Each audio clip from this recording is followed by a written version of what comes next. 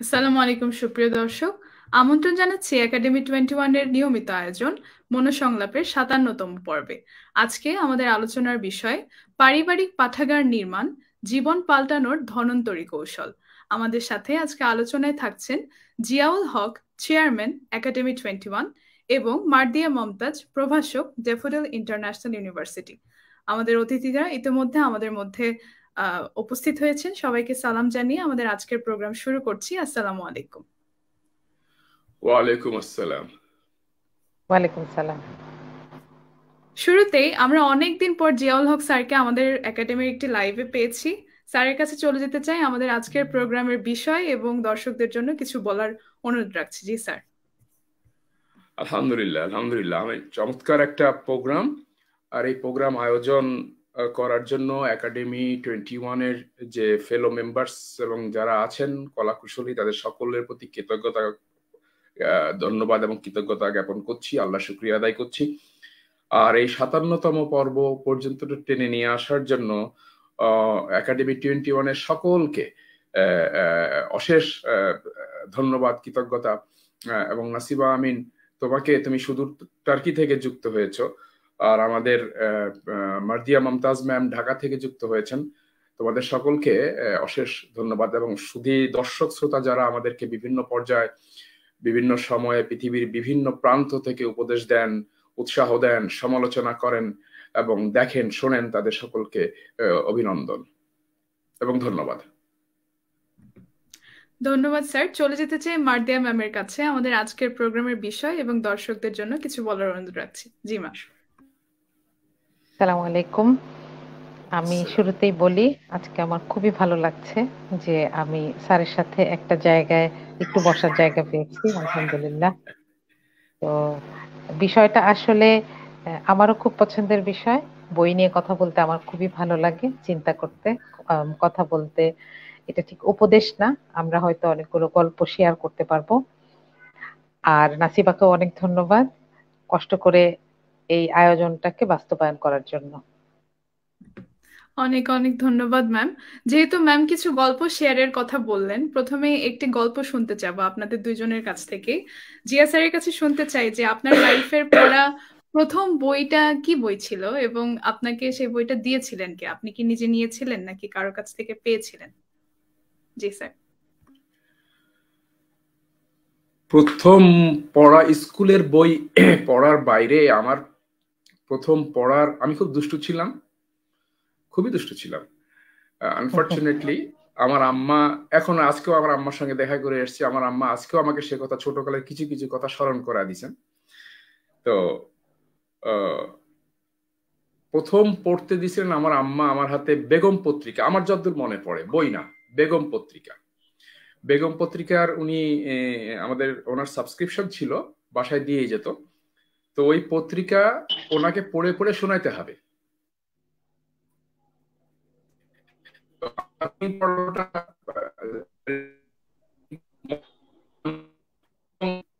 এই গল্পগুলো উনি বাছাই করে গল্প আমাকে দিয়ে দিতেন। হ্যালো। জি, শুনতে পাচ্ছি স্যার। ও, তো আমার আম্মা আমাকে ওই পত্রিকার বিভিন্ন গল্পগুলো বাছাই করে দিয়ে দিতেন যে এইটা পড়ে শোনাও, এইটা পড়ে শোনাও, যেগুলো উনি মনে করতেন যে আমি ছোট বাচ্চা, আমার পড়ে আমারও ভালো লাগবে, কিংবা তা আমাকে আটকে রাখার জন্য এই কাজটা করতেন, মূলত আমাকে আটকে রাখার জন্য আর কি। তো এইভাবেই শুরু।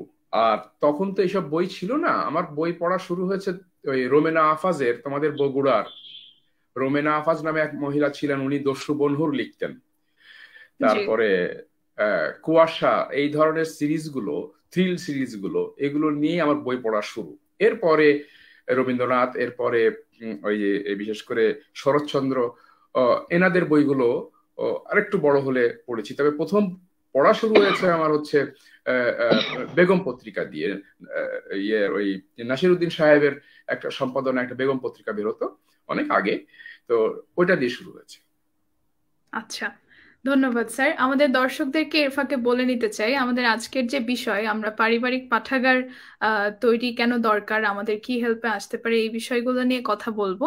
তো এই বিষয়ে আপনাদের যে কোনো প্রশ্ন থাকলে আপনারা অবশ্যই আমাদের কমেন্ট বক্সে জানাবেন এবং আমাদের এই লাইভটি আপনাদের বন্ধুদের সাথে শেয়ার করে দিবেন। চলে যেতে চাই মার্দিয়া ম্যামের কাছে, আপনার প্রথম বই পড়ার গল্প শুনতে। জি ম্যাম। তুমি জিজ্ঞেস করার পর আমি মনে করছিলাম, আমি যেটা মনে করতে পারি সেটা হচ্ছে সম্ভবত এটা একটা কমিক্সের বই। ইখতিয়ার উদ্দিন মোহাম্মদ বখতিয়ার খলজি, ওনার একটা নিউজ প্রিন্ট ছিল, কমিক্সের বই। ওনার হাতগুলো অনেক লম্বা ছিল, সেরকম একটা ছবি ছিল। আমার আর কিছু মনে নাই। আর যেটা মনে আছে সেটা হচ্ছে শিশু ভারতী একটা পত্রিকা মনে হয় কোথাও থেকে বের হইতো। তো আমার দাদু বাড়িতে সেটার একটা কালেকশন ছিল, মনে হয় যে 1 বছরের একটা কালেকশন থাকে, সেইটা ছিল বাসায়। সেখান থেকে অনেক, ওটা অনেক বছর ধরে পড়ছি।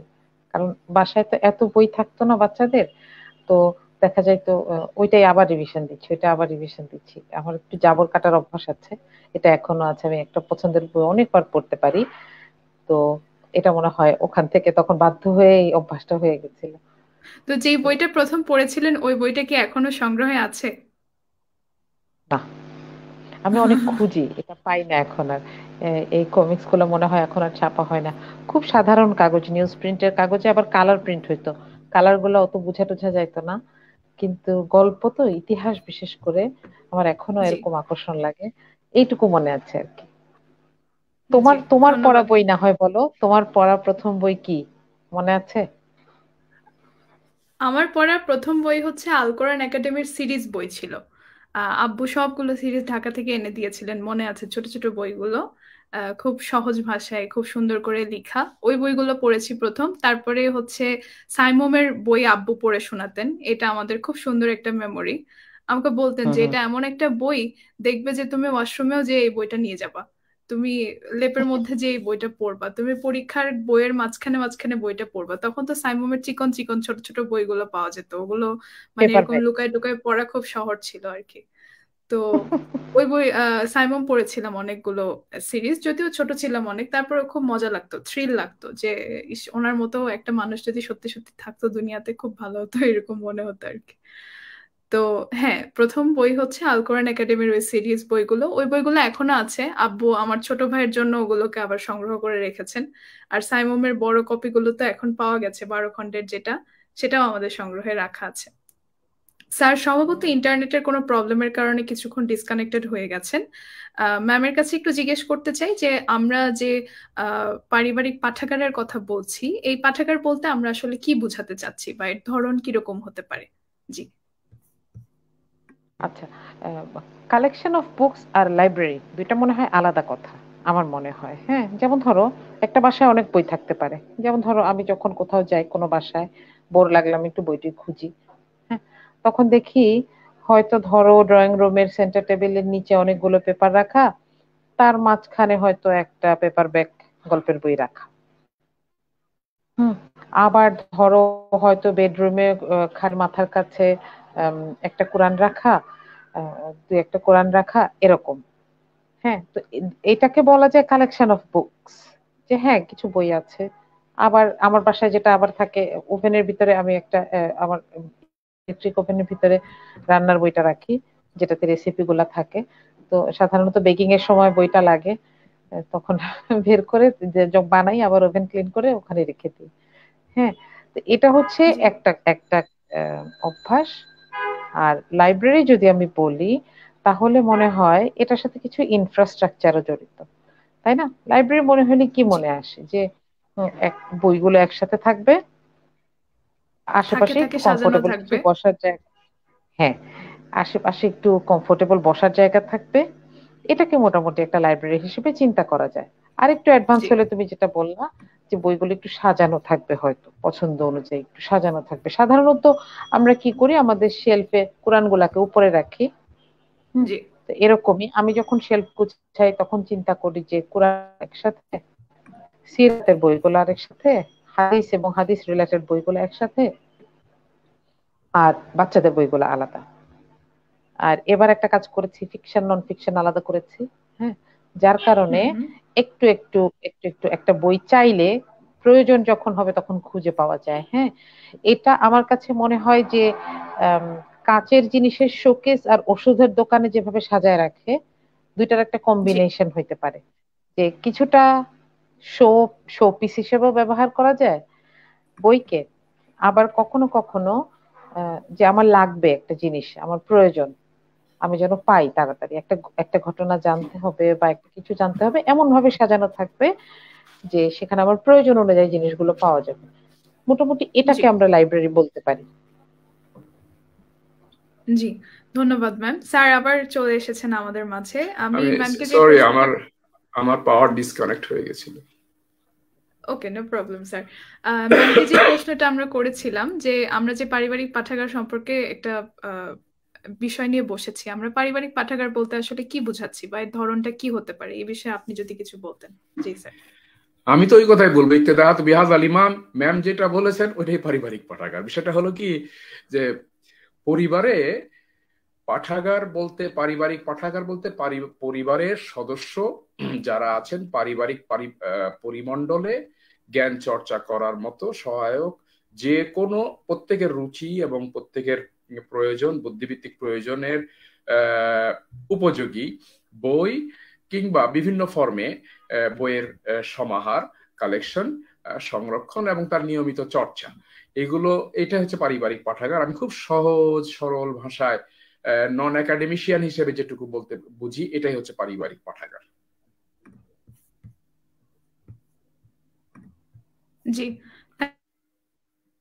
Thank you sir. মাঝখানে কিছু দর্শকদেরকে আমি কমেন্টে পড়ছিলাম যে তারা তাদের পড়া প্রথম বইগুলোর গল্প শেয়ার করছেন, তো এটাই বলতে চাচ্ছিলাম দর্শকদের কাছে যে আমরা ম্যাম এবং স্যারের গল্প শুনলাম, আমারটাও বললাম, আপনারাও চাইলে আপনাদের লাইফে প্রথম যেই বইটা পড়েছেন সেই বইয়ের নাম সহ সেই বইয়ের যদি ছোট কোনো গল্প থাকে আমাদের সাথে শেয়ার করার মতো অবশ্যই শেয়ার করবেন। দর্শকদেরকে ধন্যবাদ কমেন্টের জন্য। পরবর্তী প্রশ্নে চলে যেতে চাই যে আমরা যে পারিবারিক পাঠাগারের ভালো দিকগুলো নিয়ে কথা বলছিলাম, এইটা খাদিজা, ওই কেন্দ্রীয় রুমের কম্পিউটারটা এটাকে বন্ধ কেন্দ্র করছো করে মা? আমরা আসলে কি কি কার্যক্রম চালাতে পারি আমাদের পরিবারের মধ্যে। মার্দিয়া ম্যাম যদি একটু বলতেন প্লিজ।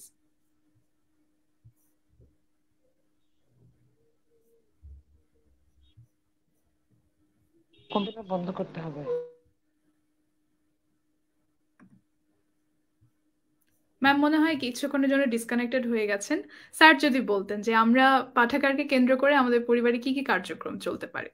জি পরিবারের কার্যক্রম, এগুলো নির্ভর করে হচ্ছে পরিবারের সদস্যদের রুচি, তাদের ব্যক্তিগত পছন্দ অপছন্দ, এবং পরিবারের কর্তা ব্যক্তি বা ব্যক্তিরা যেটা মনে করবেন যে তার পরিবারের কার কি চাহিদা, মানে কোন ধরনের বুদ্ধিভিত্তিক চাহিদা রুচি, এগুলোর উপর ভিত্তি করে প্রথমে হচ্ছে কন্টেন্ট রেডি করা, বইয়ের ধরন। কারণ বই একই সঙ্গে পরিবারের জন্য বা বাড়ির পরিবেশের জন্য সবচেয়ে সুন্দর মানে উপকরণ, সবচাইতে প্রয়োজনীয়, সবচাইতে উপকারী। অন দ্য আদার হ্যান্ড এটা মারাত্মক বিধ্বংসী হতে পারে। সো এই ক্ষেত্রে পরিবারের যারা দায়িত্বশীল কর্তা ব্যক্তি, যারা মূলত এখানে সিদ্ধান্ত বাস্তবায়ন করবেন, নেবেন এবং এক্সিকিউট করবেন, তাদের দায়িত্ব হলো যে এই এই ক্ষেত্রে খুব সতর্ক হওয়া। এখন কার্যক্রম কি?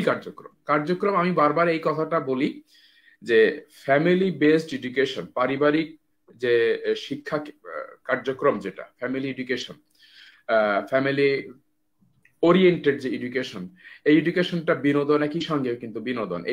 এই ফ্যামিলি ওরিয়েন্টেড বিনোদনটা, জ্ঞান চর্চাটা আমরা শুরু করতে পারি একেবারে সূচনা পর্যায় থেকে।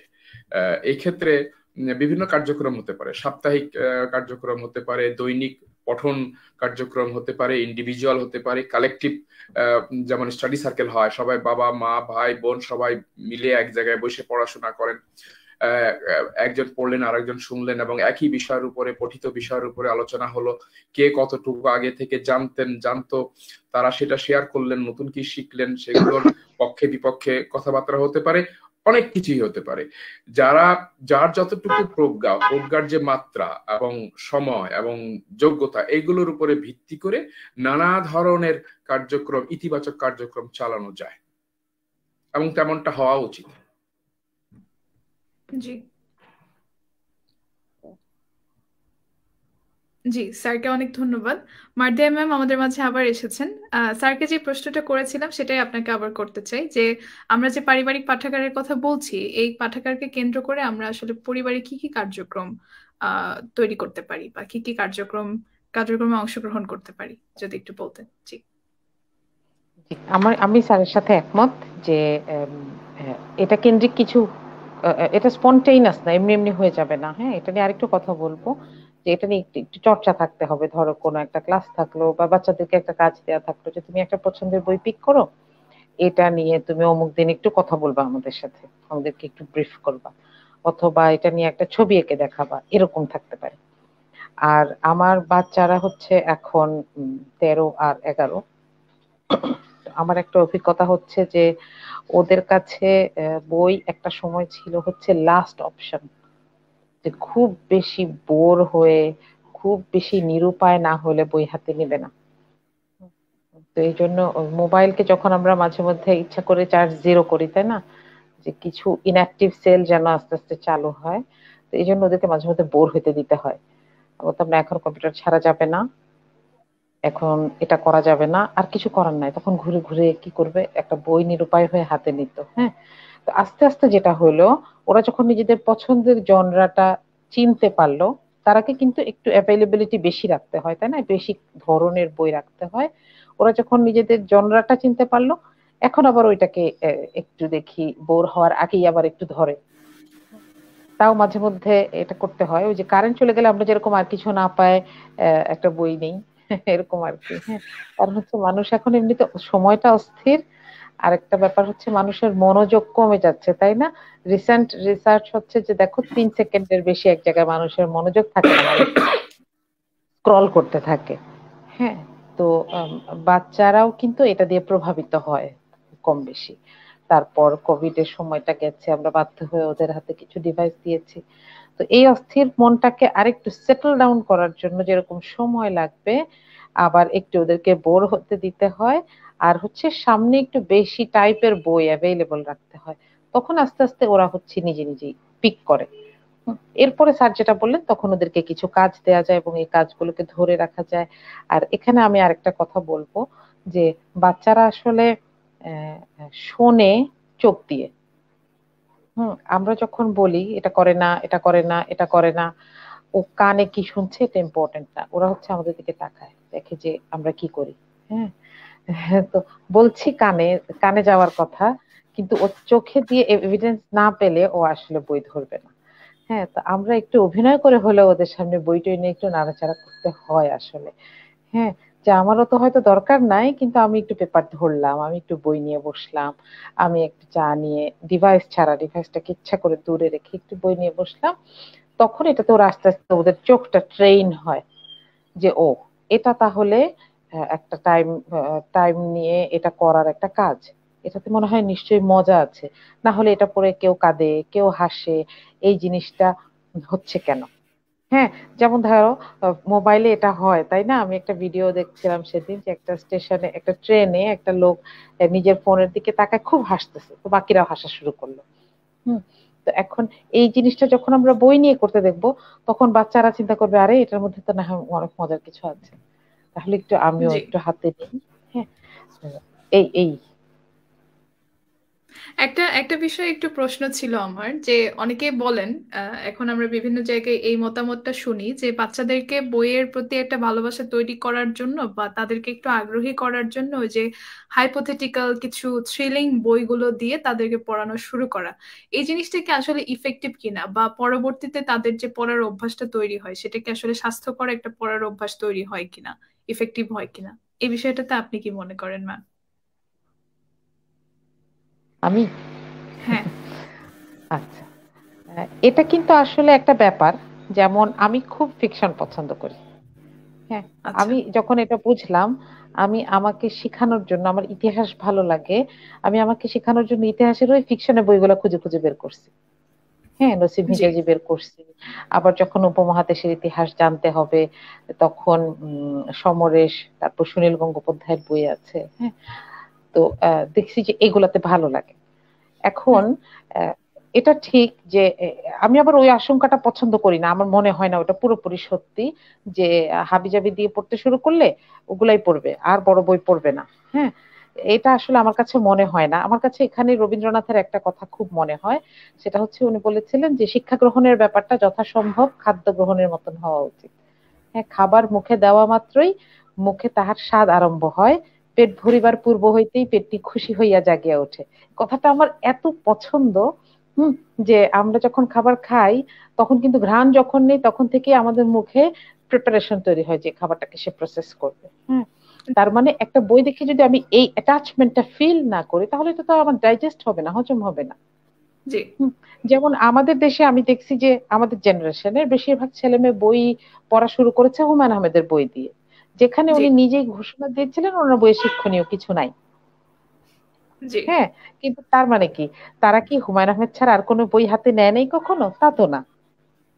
তো আমাদের জন্য মনে হয় যে বাচ্চাদেরকে আসলে, বড়দেরকেও আসলে আগে তার পছন্দের জনরার বই পড়তে অভ্যস্ত করা উচিত। এরপরে সে আস্তে আস্তে দাঁতে কাটতে থাকবে, তাই না? ইঁদুরের মতন একবার দাঁতে কাটা অভ্যেস হয়ে গেলে আস্তে আস্তে কাটতে থাকবে, এরকম মনে হয়। জি ধন্যবাদ ম্যাম। স্যারের কাছে চলে যেতে চাই। আসলে স্যারকে এতদিন পরে লাইভে পেয়েছি, আমি স্যারকে যে কতগুলো প্রশ্ন একসাথে করবো আমি জাস্ট চিন্তা করতেছি, একের পর এক সাজাচ্ছি ইনশাল্লাহ। স্যারকে প্রথম প্রশ্ন যেটা, সেটা হচ্ছে যে আমরা পারিবারিক পাঠাগার তৈরির বিভিন্ন কৌশল সম্পর্কে কথা বললাম। তো এই পারিবারিক পাঠাগারে পরিবারের সবগুলো সদস্যকে তো আসলে ইনভাইটেড থাকতে হবে, তাদেরকে একরকম এনগেজ করতে হবে। তো এই এনগেজমেন্টটা তৈরি করার জন্য আমরা কি কি করতে পারি? পরিবারের প্রত্যেকটা সদস্যের আসলে দায়িত্ব কিরকম? জি sir. Well, thank you Nasiba. জি কোশ্চেনটা খুব চমৎকার কোশ্চেন, যে এটা ব্লেন্ড যদি না হয়, একটা একটা একটা হেলদি ব্লেন্ডেড যদি না হয় লাইব্রেরির কন্টেন্ট, বই, তাহলে পরিবারের সবাই এই লাইব্রেরি থেকে সমভাবে উপকৃত হবে না। ইন দ্যাট কেস আমাদের যে মৌলিক যে উদ্দেশ্যটা পূরণ হবে না বা অর্জন হবে না। কাজেই সবাইকে ইংগেজ করাটা বা করতে পারাটা এটা একটা বড় বিষয়। আমি একটা উদাহরণ দিই। আমার নাতনি 6 বছর বয়স, তো ওকে মাসির ওই ইন্টারনেটেই মাসির চোখগুলো দেখালাম যে এখানে 4000 চোখ আছে মাসির। তো ওকে যখন এক্সপ্লেন করে দেখালাম এবং ওই ইউটিউবে সায়েন্সের যে মানে সায়েন্টিফিক যে এক্সপ্লেনেশন গুলো আছে বায়োলজির মাসির চোখের, সেগুলো দেখালাম, তো ও দেখে খুব অবাক হলো। এবং আমি যখন ওকে শিখালাম যে if you want you can make 4000 eyes for yourself also, তখন ও অবাক হলো যে আমি কি করে 4000 চোখ বানাবো। তো ওকে শিখাই দিলাম যে তুমি একটা বই পড়লে একটা চোখ, দুইটা বই পড়লে দুইটা চোখ। তো আমি আসার আগের দিন আমাকে সন্ধ্যার সময় ও এসে বলতেছে কি যে আই গট 96 আইজ। 96টা হলো কেমন করে? আমি জানি ওর বই আছে 13টা কি 14টা গল্পের বই আর কি, রাইমস, গল্প, এই ধরনের ছবি। তো ও আমাকে যে যুক্তিটা দিচ্ছে, 6 বছরের বাচ্চা যে যুক্তিটা দিচ্ছে, সেটা হলো যে এই বইগুলো সবগুলো সে মোটামুটি 96 বার পড়েছে, এবং যতবার পড়েছে ওই বইয়ের পিছনের জায়গায় একটা করে দাগ দিয়ে রেখেছে। That is, if you count all those things, it's 90, it comes 96. So, and how many you got? এখন আমার টেবিলে 4-5টা বই ছিল, আর ওইগুলো দেখে বলছে only 5, 6. I am the winner. তো এখন ওকে উইনার হইতে দেওয়ার জন্যই আমি accept করে নিছি যে yes, but I am coming back with 97 next time. Okay, so ওর একটা সেন্স নিয়ে বসে আছে যে দাদাকে কোনো মতেই দাদা আমাকে হারাবে, এটা আমি হতে দেবো না। সো সে পড়ে, এখন নিয়মিত পড়ে, স্কুল থেকে এসে আবার পড়তে বসে। তো এবং পড়ার জন্য ও বিভিন্ন বই খোঁজে, বাইরে গেলে সুপার শপে বা কোনো শপে গেলে, মার্কেটে গেলে সে রীতিমতো বইয়ের জন্য ঝুল ধরে। বিষয়টা হলো স্কুল থেকে বই নিতে চায় ওর বাচ্চাদের, ওদের আনতে দেয় না ইংল্যান্ডে, ওখানে বসে পড়তে হবে, ওই ওদের লাইব্রেরি আছে। তো যাই হোক, যে কথাটা বলতে চাচ্ছিলাম যে এই যে ছোট বয়সে, ছোটকালে আমার মা তো আমাকে মেরে মেরে বা কোনোভাবে ওই যে কি বলে বসায় ঘরে, আমি যেন বাইরে যেতে না পারি রোদ্রে, এজন্য আমাকে ওই বিভিন্ন টোপ দিয়ে কিংবা হাতের লেখা ভালো করার জন্য এই ছড়াটা আমাকে লিখে দেখাও, এই কবিতাটা আমাকে লিখে দেখাও, মানে নকল করে করে পত্রিকা থেকে কবিতা লিখে দিতে হবে। এই হচ্ছে আমার কাজ ছিল। আর না না করার সুযোগ ছিল না আমার। তো আমার আম্মা ছিলেন একেবারে সেই, মানে এখনো বেঁচে আছেন আলহামদুলিল্লাহ, সেই ধরনের কড়া মহিলা। আমি আমার আব্বাও ভয় করতেন। তো ফলে sorry, just out of joke বললাম আর কি, এটা আড্ডা মেরতে বসছি। তো তো মানে আমার আব্বাও সমীহ করতেন আমার মাকে। আমার মার ডিসিশনটা ছিল অত্যন্ত, মানে উনি যাই করতেন জেনে শুনেই করতেন, এবং কথাগুলো খুব যৌক্তিক ছিল, একটু ইয়ে ছিলেন। তো এখনো তো যেটা হতো আর কি, সেটা হলো যে আমার আম্মা আমাকে ওইভাবে অভ্যাস করিয়েছেন। কিন্তু আমি আমার নাতনির ক্ষেত্রে এই কাজটা করতে, আমার দুই নাতনি দুইজনে, ওদের দুইজনের ভিতরে 11 মাসের ছোট বড়, ওদের ভিতরে কম্পিটিশন চলে না যে আপনি how many eyes you got, how many books you got in your collection, জিজ্ঞাসা করে ছোটটা বড়টাকে। ওরা বলে দেয় যে I have 13, I have 14, I have 16, and next time উইকেন্ডে যায় বাজারে আরেকটা বই কিনে নিয়ে এসে ভিডিও কল করে দেখায়, this is what I got. তো এইভাবে ওদের ভিতরে বই পড়ার একটা কম্পিটিশন তৈরি হয়েছে। যেটা হয় সেটা হলো পরিবারে, আমি একটা উদাহরণ দিই তাহলে সুবিধা হবে। আমরা যদি দুটা পাথর নেই হাতে, একটা ছোট আর একটা বড়, বা সমান, মোটামুটি সমান দুটা পাথর নিই, পাথর নিয়ে যদি বাড়ি দেই একটা আরেকটার গায়ে, তাহলে জোরে আওয়াজ হবে এবং পাথরের গা থেকে ধুলোবালিগুলো, ময়লাগুলো ঝরে যাবে এবং সেখানে দুর্বল পাথরটা ভেঙে যাবে। তো ভেঙে গেলে আর একটা নতুন একাধিক পাথরের তৈরি হবে, পাথরের উৎপত্তি হবে।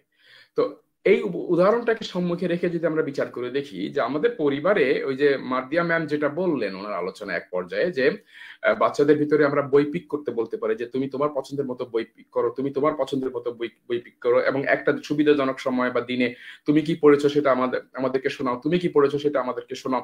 উভয়ের ভেতরে একাধিক বাচ্চা থাকলে বা বাড়ির অন্যান্য বাচ্চাদের ডেকে নিয়ে একটা আড্ডার ছলে, খেলার ছলে এক জায়গায় ছাদ বাগান আছে ইয়ার ম্যামের, ছাদ বাগানে বসায় দিয়ে আলোচনা সূত্র ধরে একে অপরের সঙ্গে বই পড়ে যে ধারণাগুলো পেয়েছে, একে অপরের সঙ্গে যেগুলো শেয়ার করবে, এক্সচেঞ্জ করবে, প্রত্যেকের নিজস্ব ভিউ। বাচ্চারা হয় কি, ওই যে যা শিখেছে তার সাথে নিজেদের কল্পনা থেকে আরেকটু বলার চেষ্টা করে, নিজেদের আইডিয়া থেকে আরেকটু বলার চেষ্টা করে। কারণ একটা কথা আছে যে এই কল্পনা করতে পারাটা কিন্তু অ্যাকচুয়াল জ্ঞানের থেকে আরো বেশি শক্তিশালী। Imagination is much more stronger than the actual knowledge. যারা ইমাজিন করতে পারে না তারা নতুন করে থট প্রভোকেশন নতুন আইডিয়া সৃষ্টিও করতে পারে না। So imagination itself is a knowledge, এবং ইমাজিনেশন করতে পারাটা, তাদের করতে দেওয়াটা, তো এটা একটা বড় বিষয়। তো যখন বাচ্চারা এরকম পরস্পর মত নিয়ে নিজেদের ভিতরে ডিবেট করবে, ওই যে দুটো পাথরের সংঘর্ষ হলে যেখানে একটা উত্তাপ সৃষ্টি হয়, বাচ্চাদের ভিতরে এক ধরনের উত্তাপ, এক ধরনের জেদ, আমি অমুককে হারাবো, আমার যুক্তিটাকে বেশি করে শক্তিশালী ভাবে উপস্থাপন করাবো, আমার যুক্তি, তার যুক্তি কতটা, আপুর যুক্তি কতটা মানে নাইভ, সেটা আমি বুঝাই দিব। আপু আবার চিন্তা করবে যে আমার ছোট ভাইটা যে কতটা বোকা, আমি আমার যুক্তি দিয়ে তাকে প্রমাণ করতে। এই যে যুক্তির খেলা, নতুন নতুন আইডিয়া এক্সপোজ হতে থাকবে। That is how exposition of thoughts happens বাচ্চা বয়সে। আজকে যে এক্সপোজিশন অফ থটসটা এই বাচ্চাদের হচ্ছে, এইটাই কিন্তু 10 বছর পরে এই বাচ্চা একটা স্কলার হয়ে যাবে বা ওই পথে যাবে। সো আমাদের পরিবারে আমরা এই ধরনের এটা করতে পারি, এই ধরনের ট্রেন্ড ছোটকাল থেকে শুরু করে দিতে পারি, এবং সেটা ফ্যাসিলিটেট করাটা হচ্ছে পরিবারের যিনি অভিভাবক, যিনি দায়িত্বশীল, বাবা হোক মা হোক, বাবা মা দুজনই, উভয়ে এগুলোকে খুব হেকমতের সাথে, খুব ট্যাক্টফুলি এটাকে কাজে লাগানো দরকার। এই কগনিটিভ ডেভেলপমেন্ট, আমি সাইকোলজির একটা কথা বলি, আমাকে কিছু মনে করবেন না যে আমি একটু 2 মিনিট সময় বেশি নিচ্ছি। বাচ্চাদের এই যে কগনিটিভ ডেভেলপমেন্ট, একটা বইয়ের কথা বলি, বইটা খুব ওয়ার্ল্ড ফেমাস বই, বইটা যে ডেভিড লিবারম্যানের বই, লার্নিং, বিহেভিয়ার অ্যান্ড কগনিশন। এখানে উনি একটা বিশাল গবেষণার রেফারেন্স দিয়ে ইয়ে করেছেন। উনি সেখানে দেখিয়েছেন যে বাচ্চাদের এই যে ছোটকালে যে মায়েরা ঘুম পাড়ানোর জন্য বিছানা শোয়ায় দিয়ে তারপরে গল্প বই থেকে পড়ে পড়ে শোনায়, বাচ্চা ওই গল্প শুনতে শুনতে শুনতে ঘুম এসে যায়। আবার কখনো কখনো বাচ্চা যখন, এই বাচ্চাটা আরো কিছুদিন বড় হয়, 1-1 বছর পরে, এই বাচ্চাই তখন মা বলে যে তুমি আমাকে পড়ে শোনাও। আমার আম্মা আমাকে বলতেন। আমার আম্মা কিন্তু খুব বেশি দূর লেখাপড়া করেননি, সেই 1954-এ বা ওইরকম সময় সম্ভবত 5-6 পর্যন্ত পড়াশোনা করেছেন, দ্যাটস অল। কিন্তু আমি এখন অবাক হই, উনি আমাকে ওই পত্রিকা ধরায় দিয়ে বলতেন তুমি আমাকে পড়ে শোনাও, আর উনি ওই মানে চোখ বন্ধ করে শুয়ে থাকতেন, মানে ঘুমাবেন, বিষয়টা এরকম ছিল।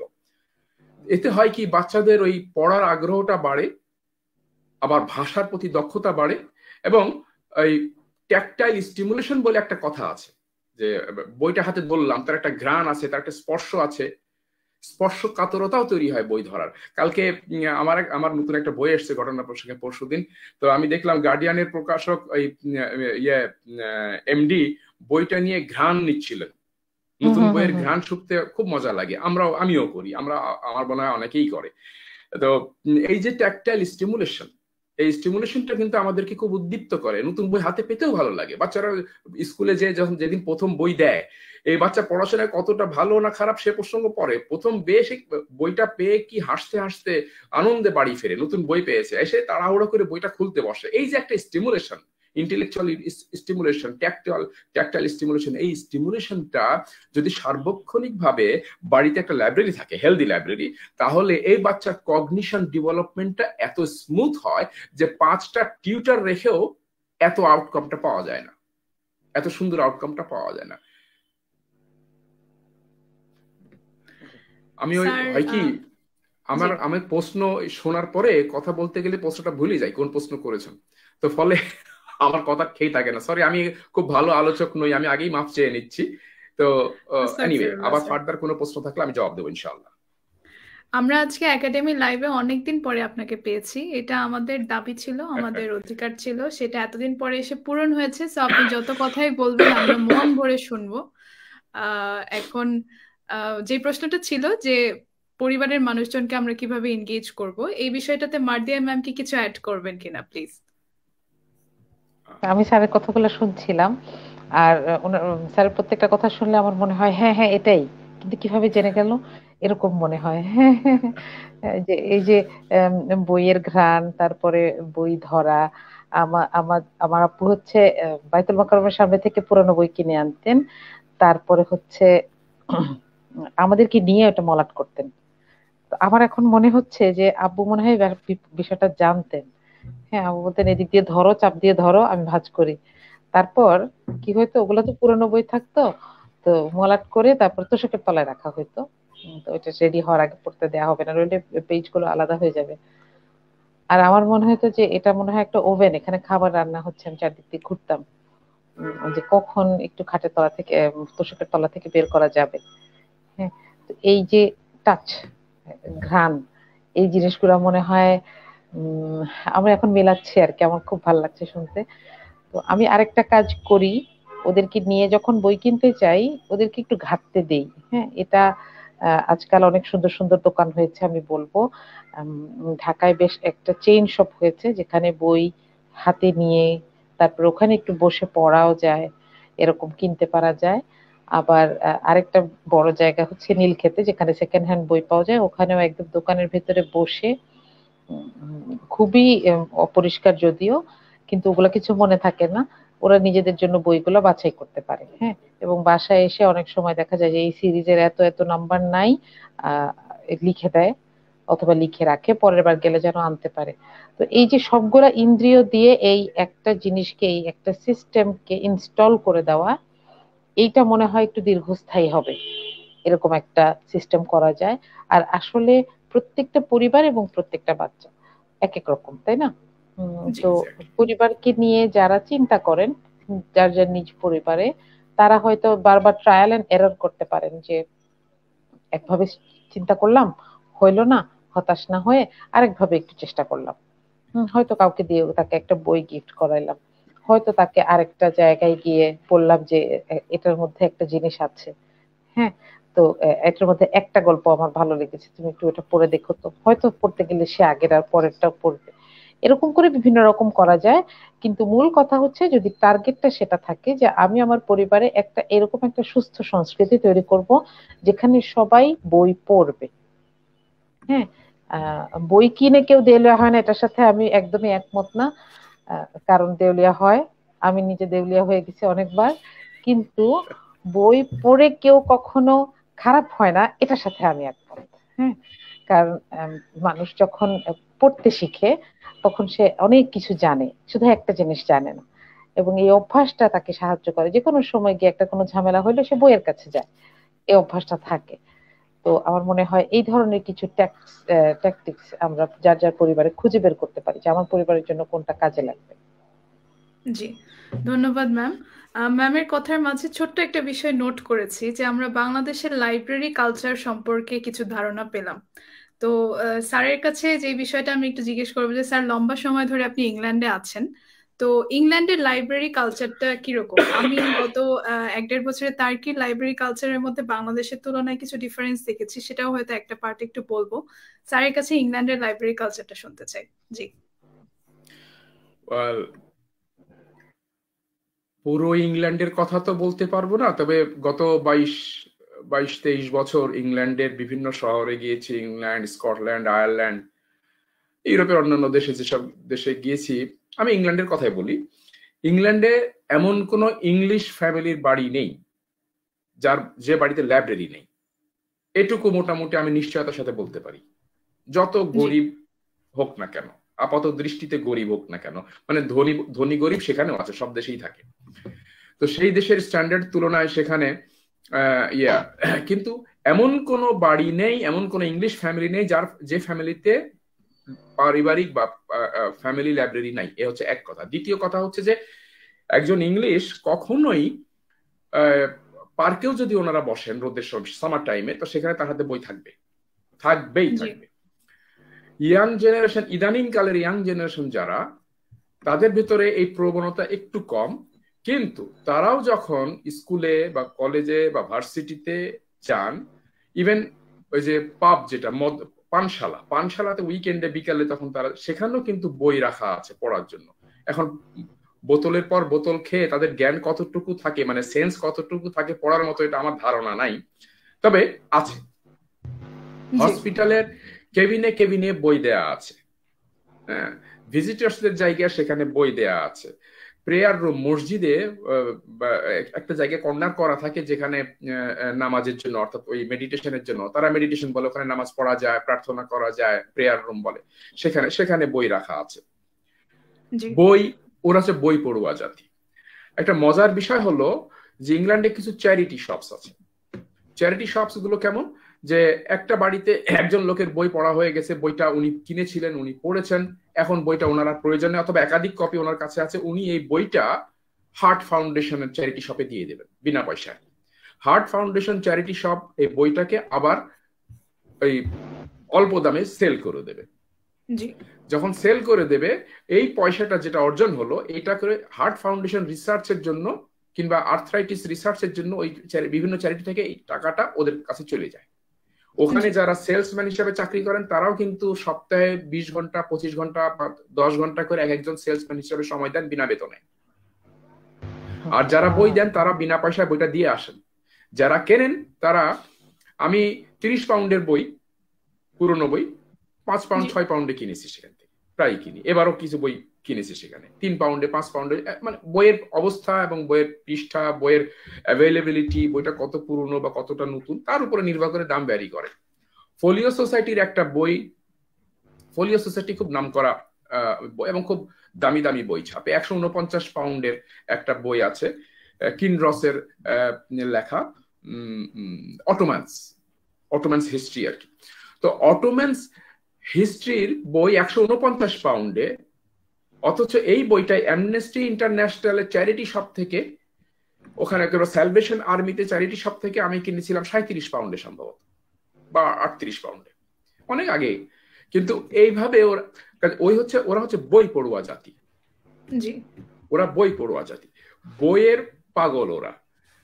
এবং বাসে চলছে, ট্রেনে চলছে, প্লেনে চলছে, উঠে বসে সিট বেল্ট যদি বাধা লাগে, সিট বেল্ট বেঁধেই আগে বইটা খুলে ফেলবে, অথবা ট্রেনে উঠছে বই নিয়ে বসে পড়বে। কাজে এরা বই পড়ুয়া জাতি।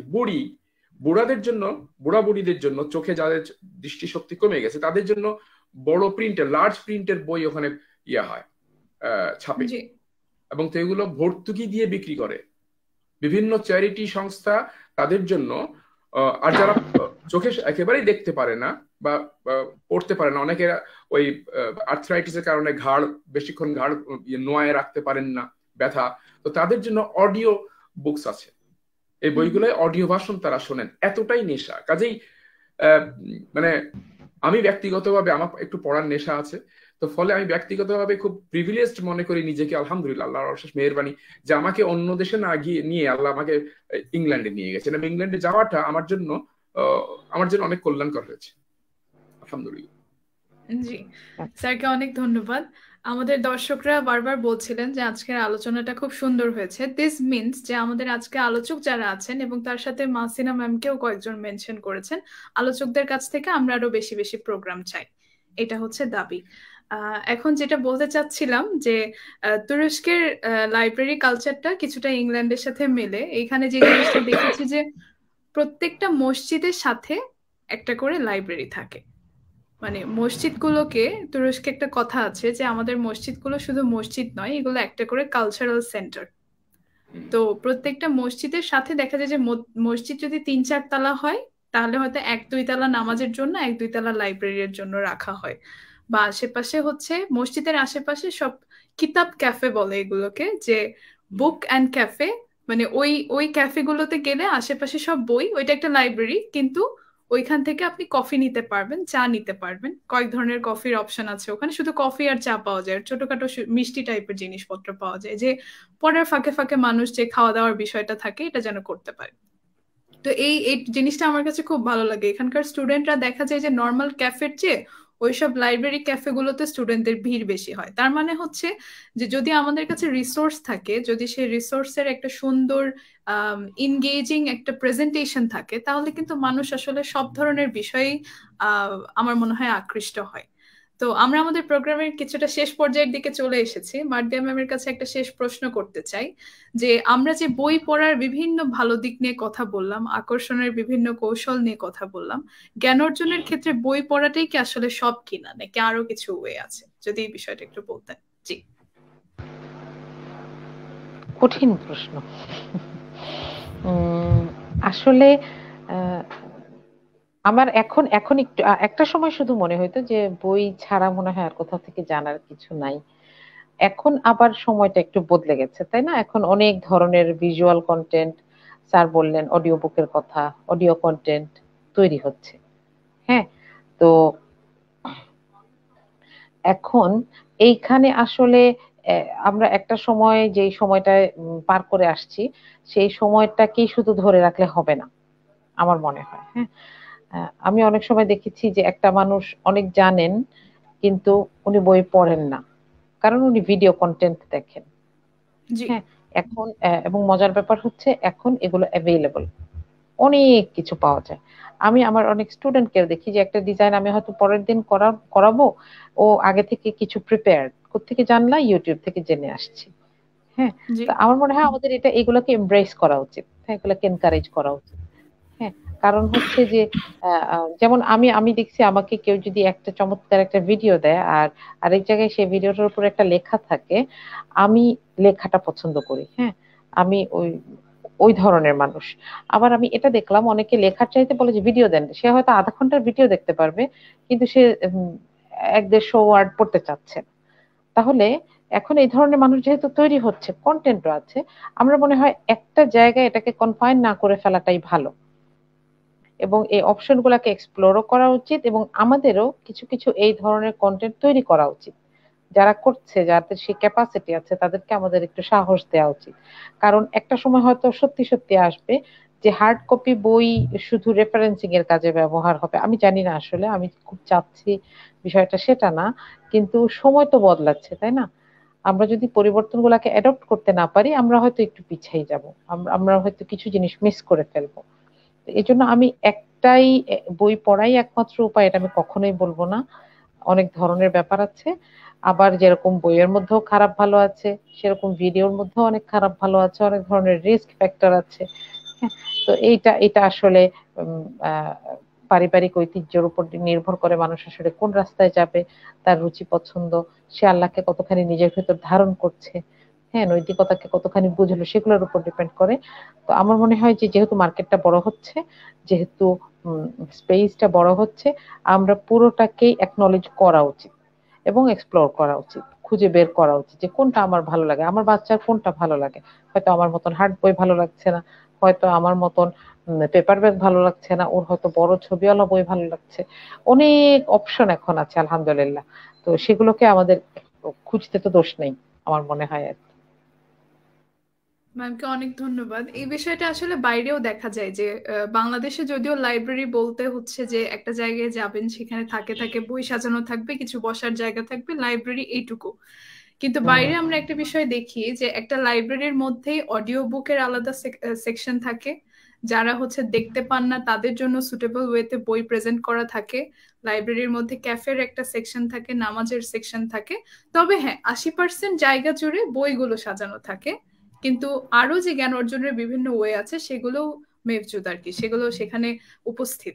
তো এই বিষয়টাও মনে হয় আমাদের পারিবারিক পাঠাগারের যে আমরা একটা ধারণা দিচ্ছিলাম এর মধ্যে এটাকেও ইনক্লুড করা যেতে পারে, যে সবার যেভাবে যার শেখার ইচ্ছা, যে যেভাবে শিখতে বেশি আগ্রহী বোধ করে তাকে সেইভাবে শিখতে দেওয়া উচিত। আমরা আমাদের প্রোগ্রামের শেষ পর্যায়ে চলে এসেছি, জিয়া স্যারের কাছে চলে যেতে চাই আমাদের প্রোগ্রামের দর্শকদের জন্য কিছু বলার অনুরোধ করছি, এবং সর্বোপরি একাডেমি 21 এর প্রোগ্রামে আপনাকে আমরা আরো বেশি বেশি পাবো এই প্রতিশ্রুতিটা দেওয়ার জন্য অনুরোধ করছি। জি স্যার। ধন্যবাদ নাসিবা। আমি তোমার প্রতি কৃতজ্ঞতা জ্ঞাপন করছি, ধন্যবাদ এবং কৃতজ্ঞতা জ্ঞাপন করছি মার্দিয়া ম্যামের প্রতি। উনি সময় করে এসেছেন এবং আমাদের বিশাল যে সারা বিশ্বের বিভিন্ন প্রান্তে যে সব দর্শক শ্রোতা যুক্ত হয়েছেন, হবেন, শোনেন, পরামর্শ দেন, তাদের সবার প্রতি। আমাকে পরামর্শ দিতে বলা হয়েছে, আমি দুটো কথা বলতে পারি। সেটা হচ্ছে জ্ঞান বা নলেজ এর একটা আরবি টার্ম আছে ইলম। আমরা সবাই কিন্তু, আর ইলমের মালিক হচ্ছেন আলিম। আলিম হচ্ছে আল্লাহর নাম, আল্লাহ আলিম। এখন আল্লাহ, আমরা যদি আব্দুল আলিম হই, আল্লাহর দাস হই, আর আল্লাহর কাছে ইলম চাই, আশা করা যায় আমরা পাবো। কিন্তু জ্ঞান, সব জ্ঞানই যে আমাদের উপকারী তা তো না। এই জন্য আল্লাহ রাসূল সাল্লাল্লাহু আলাইহি ওয়াসাল্লাম ইলমান নাফিয়ান চেয়েছেন আল্লাহর কাছে। এই জন্য জ্ঞান কখন, কোথায়, কতটুকু, কিভাবে প্রয়োগ করতে হয় অথবা প্রয়োগ করা থেকে বিরত থাকতে হয়, এই জ্ঞানটা দরকার। সেটাই হচ্ছে উইজডম বা প্রজ্ঞা বা হিকমা। তো হিকমা অর্জন পাওয়াটা একটা বড় বিষয়। আল্লাহর আরেক নাম হচ্ছে হাকিম, উনি হচ্ছে প্রজ্ঞাবান, সবচাইতে বড় প্রজ্ঞাবান। আমাদের একটু আব্দুল হাকিমও হওয়া দরকার, অর্থাৎ উইজডম, প্রজ্ঞাশীল হওয়া দরকার, প্রজ্ঞাবান হওয়া দরকার। এই অর্জনগুলো সম্ভব না সোহবত ছাড়া। সোহবত বলতে অর্থাৎ জ্ঞানী ব্যক্তি, টিচার, বাবা মা, দাদা দাদি, নানা নানি, এমন কেউ একজন হতে পারেন। তাদের সান্নিধ্যে বসে বা থেকে, সান্নিধ্যে থাকার বহু রকম পথ আজকাল আছে। সরাসরি ফিজিক্যাল অ্যাটাচমেন্টও হতে পারে, ইমোশনাল অ্যাটাচমেন্টও হতে পারে। জ্ঞান নেয়া ছোটকাল থেকে এই অভ্যাসটা পরিবারে হওয়া উচিত, বাবা আমার সান্নিধ্যে সোহবতে রেখে জ্ঞান হওয়া। বই একটা দিলাম আর তুমি বসে বসে পড়ো, আর আমি তোমার সোহবতে থাকলাম না, এটা যেন না হয়। বাবা মা বা অভিভাবকের সোহবতে রেখে বাচ্চাকে পড়া বা পড়াটা সুপারভাইজ করাটা, এটা একটা খুব জরুরি বিষয়।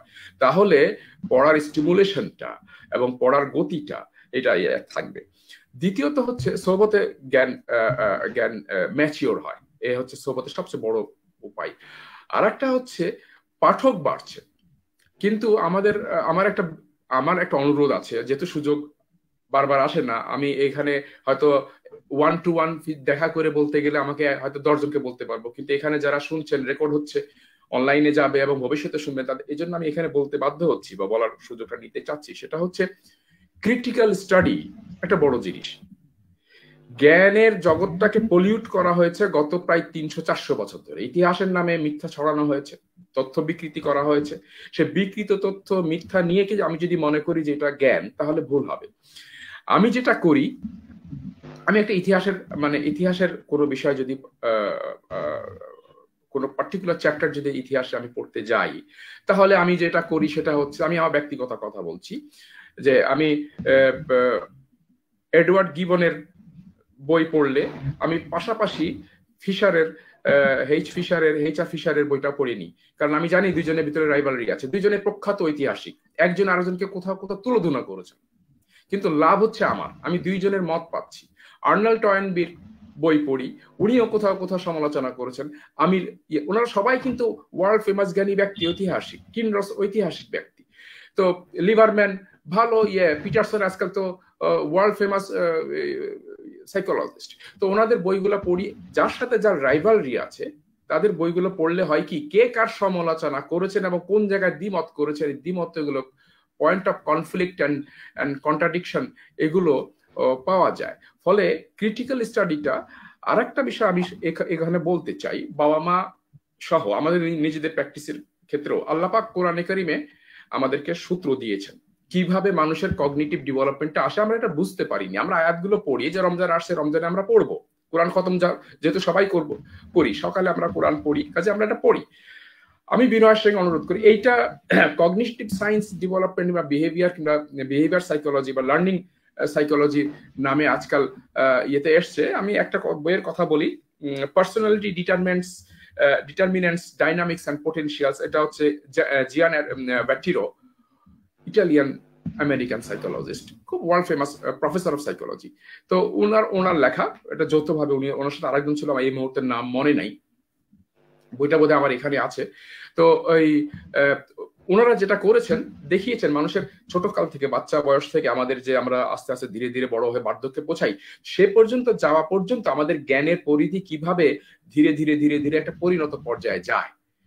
অথচ আজকে এই 1955-60-এর দশক, 55 বা 60-এর দিকে আসে যে বই, অথবা 1982-83 সালের এই বইগুলো, এটা যেটা বলেছে সেইটা আল্লাহ পাক 1400 বছর আগে ইয়াসমাউন, ইয়াতাফাক্কারুন, ইয়াতাদাব্বারুন, ইয়াকিলুন, এই যে প্যারালাল থটের 4টা স্টেজ আল্লাহ পাক বলে দিয়েছেন সূরা নাহলের 11, 12, 67, 68, 69, আর সূরা রুমের 22, 23, 24। এই যে 7টা আয়াতের কথা বললাম, আমরা যদি এই আয়াতগুলোকে, অর্থগুলোকে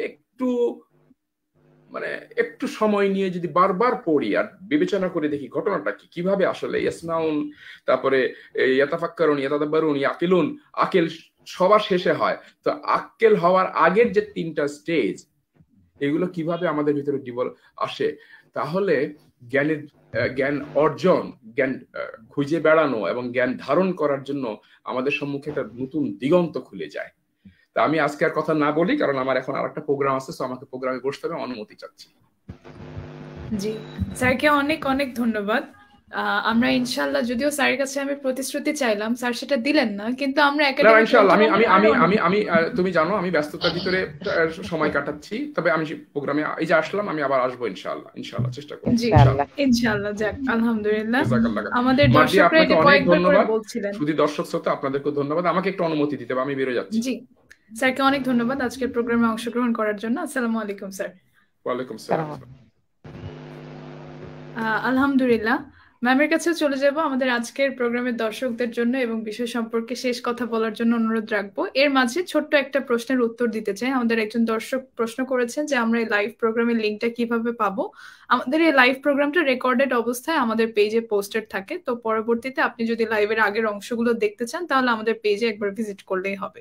জি ম্যাম, প্লিজ। আচ্ছা, আর সাধারণত মাসের প্রথম রবিবারে হয়, তাহলে ওই দিনগুলোতে একটু খেয়াল রাখলেও হবে, আশেপাশের দিনগুলোতে। জি আচ্ছা,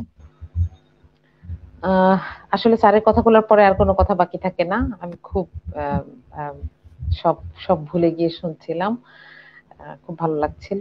আমি এখানে একটু কিছু হ্যাকস বলে শেষ করতে চাই যে একটা জিনিস খেয়াল করো, যখন মুভিগুলো রিলিজ হয়, হ্যাঁ, কি হয় দেখো, প্রথমে একটা টিজার আসে, হ্যাঁ, যে হয়তো শুটিং এর সময়ের কিছু অল্প কিছু মোমেন্টস ধরা হয়। এরপরে একটা ট্রেইলার আসে, এবং ট্রেইলার যে বের হচ্ছে সেটা নিয়েও একটা উৎসবের মতন হয়। এরপর কি হয়, মুভির গানগুলা রিলিজ হয়, হ্যাঁ, এবং প্রত্যেকটা আলাদা আলাদা দিনে রিলিজ হয়, আলাদা আলাদা অনুষ্ঠান হয় সেটার জন্য, হ্যাঁ। এরপরে গিয়ে এক সময় দেখা যায় মুভিটা কবে রিলিজ হবে, ধরো 22 তারিখে রিলিজ হবে, 5 তারিখ থেকে সেটার একটা প্রচারণা শুরু হয় এবং আস্তে আস্তে সেটা রিলিজ হয়। এখন বলো তো যে এটার কারণটা কি? ওই যে পেট ভরিবার পূর্ব হইতেই পেটটি খুশি হইয়া জাগিয়া উঠছে, তাই হ্যাঁ, যে আমাদেরকে আসলে এটার দিকে টানে। অনেক সময় দেখা যায় যে একটা মুভি বের হয় নাই এখনো, সেটার গানটা মানুষের মুখে মুখে চায়ের দোকানে বাজছে, বিভিন্ন জায়গায় বেজে যাচ্ছে। আবার কি হয়, এটা বের হলো, ওই গানটা বিভিন্ন জন কভার করে, এটা আবার যারা মুভিটা বের করেছে সেই চ্যানেলটা আবার শেয়ার করে। কেন? যে যেন মানুষ আস্তে আস্তে ওইটার দিকে যায়। হ্যাঁ, দেখো আমাকে তোমাকে কিন্তু কেউ কখনো শিখাইতে হয় না যে পিজা খাও, পিজা ভালো জিনিস, তাই না? হ্যাঁ, কিন্তু আমরা এটা খাই, আমরা পছন্দ করি। তাহলে একটা জিনিস টেস্টিও হওয়া লাগে, আবার সেটা তোমার দরজা পর্যন্ত আসাও লাগে। জি। তো আমি যেহেতু একটু খাওয়া দাওয়া পছন্দ করি, আমি একটা জিনিস করতাম সব সময়, আমার বাচ্চাদেরকে যখন আমি বই নিয়ে বসাতাম তখন একটা খাবারও দিতাম সাথে। কারণ কি, আমার মনে হইতো যে আমি বই পড়ার অভ্যাসটাকে আরেকটা সুইট মেমোরির সাথে একটু লিংক আপ করে দেব। তাহলে ওর যখন পরবর্তীতে বই পড়ার কথা মনে হবে, তখন ওর মনে হবে যাই তো একটু বইটা হাতে নেই, কিন্তু ও কিন্তু দুইটাকে পার্থক্য করতে পারছে না, দুইটা স্যাটিসফ্যাকশন তো এক জায়গায়, ও দুইটাকে পার্থক্য করতে পারছে। হ্যাঁ, তো এইটা একটা টেকনিক হইতে পারে। আমি নিজেও এখনো বই নিয়ে বসলে একটা একটা কোনো মানে একটু চানাচুর টাইপের খাবার নিয়ে বসতে পছন্দ করি। হ্যাঁ, কারণ তখন হচ্ছে আমার ভাল লাগে। হ্যাঁ, আমার সেন্স গুলো একসাথে কয়েকটা অ্যাক্টিভ থাকে। হ্যাঁ, এইটা আমাকে অ্যাক্টিভ রিডিং এর দিকে হেল্প করে। এবং আমি দেখেছি আমার দুইটা বাচ্চার ক্ষেত্রেই, আমি বলবো না যেটা সবার বাচ্চার ক্ষেত্রে সত্যি হবে, কারণ ওরা তো আমার বাচ্চা, তাই না? ওরা হয়তো আমার থেকে কিছু পেয়েছে, অথবা ওরা একটা টাইপের। আপনি আপনার বাচ্চার জন্য এরকম কিছু ট্রিক্স ভাবতে পারেন যে বই দিলে আমি তার সাথে আরেকটা সুইট মেমোরি বা আরেকটা ওর পছন্দের কাজকে অ্যাড করে দিতে পারি কিনা, তাহলে ও আস্তে আস্তে বই পড়তে চাইবে। নইলে আমি হয়তো বাসায় প্রাসাদ সাজায় রাখলাম বইয়ের, কিন্তু আমার বাচ্চা হয়তো একটাও ধরবে না, আল্লাহ মাফ করুক। হ্যাঁ, আমার এটা ভাবলে আগে খুব মন খারাপ লাগতো, তো এখন দেখি যে ওরা আস্তে আস্তে একটু একটু বই ধরে, আমার খুব ভালো লাগে, আলহামদুলিল্লাহ। আমি চাই আস্তে আস্তে আরেকটু বড়দের বইগুলো, আরেকটু বুদ্ধির বইগুলো, আরেকটু জ্ঞান আছে যেগুলোতে, সেগুলো ধরুক। কিন্তু সেটার সাথে হয়তো আপনি এরকম একটা ট্রিক, যারা শুনছেন, যে মা বা বাবারা শুনছেন, এরকম একটা ট্রিক করতে পারেন। আরেকটা ট্রিক হচ্ছে বাচ্চাকে একটু একটু লিখতে শেখানো। এটা হতে পারে সে আপনাকেই একটা ছোট্ট একটা কথা লিখবে প্রতিদিন, যে কথাটা ও বলছে তার 10টা কথার একটা কথা হয়তো ও সেদিন লিখবে। আমার একটা বইয়ের জন্য খুব পছন্দ, সোফির জগৎ। এটা তুমি পড়েছো কিনা আমি জানি না। হ্যাঁ হ্যাঁ, একটা বাচ্চা মেয়ের কাছে কিছু প্রশ্ন আসে এবং সে এগুলো জবাবগুলো চিন্তা করে। আমার আগে মনে হইতো যে ফিলোসফি আসলে অনেক কঠিন জিনিস, কিন্তু এই বইটাতে যখন পড়ছি তখন মনে হয় না যে এটা বই পড়ছি, তাই না? তো বাচ্চাদের আসলে প্রশ্ন দিয়ে ওর চিন্তাকে অনেকখানি স্টিমুলেট করা যায়। আমরা চাইলে আমাদের বাচ্চাদেরকে কিছু লিখতে উৎসাহ দিতে পারি। কোনো বাচ্চা যদি এমনই হয় যে খুবই অলস, সে পুরো একটা বাক্য লিখতে চায় না, তাকে হয়তো আমি কিছু কিওয়ার্ড লিখতে দিলাম, আজকে স্কুলে কি কি হয়েছে আমাকে তুমি একটা স্পাইডার ম্যাপ করে দেখাও। এরকম গোল গোল দিয়ে বললো, খেললাম, পড়লাম, মারামারি করলাম, করে দেখালো। তখন হয় কি, বাচ্চা যখন একটু বলতেও শিখে, তখন সে বুঝে যে তার আরেকটু ওই ওই জিনিসগুলো আরেকটু জানলে সে আরেকটু এনরিচড ভাবে বলতে পারবে, আরেকটু বেশি কথা বলতে পারবে। তখন সে সে হয়তো বইকে আরেকটু ভালো করে ইউটিলাইজ করতে পারবে, অথবা বইয়ের দিকে আরেকটু জোরে দৌড়াবে। তো এগুলো হচ্ছে কিছু টেকনিক। আপনি চাইলে, প্রত্যেকটা মায়ের বাবার হাজারোটা টেকনিক থাকে। তো আমরা কিছু শেয়ার করলাম আর কি। ম্যামকে অনেক অনেক ধন্যবাদ। আজকে আমাদের দর্শকদেরও আসলে পার্টিসিপেশন অনেক অ্যাক্টিভ ছিল, অনেক সুন্দর ছিল, সবাই নিজেদের গল্পগুলো শেয়ার করছিলেন। আমরা আসলে এই ধরনের লাইফ রিলেটেড প্রোগ্রামগুলো এই জন্যই আনার চেষ্টা করি যাতে আমাদের দর্শকদের বিভিন্ন সাইকোলজিক্যাল ম্যাটারগুলো আমাদের কোনো না কোনো একটা প্রোগ্রামে অবশ্যই টাচড হয়। এটাই হচ্ছে একাডেমি 21 এর প্রিন্সিপাল অবজেক্টিভগুলোর মধ্যে একটা।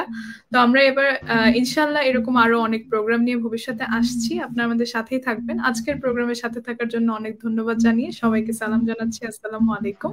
প্রোগ্রাম আমাদের এখানেই শেষ করছি। জি। ওয়ালাইকুম আসসালাম।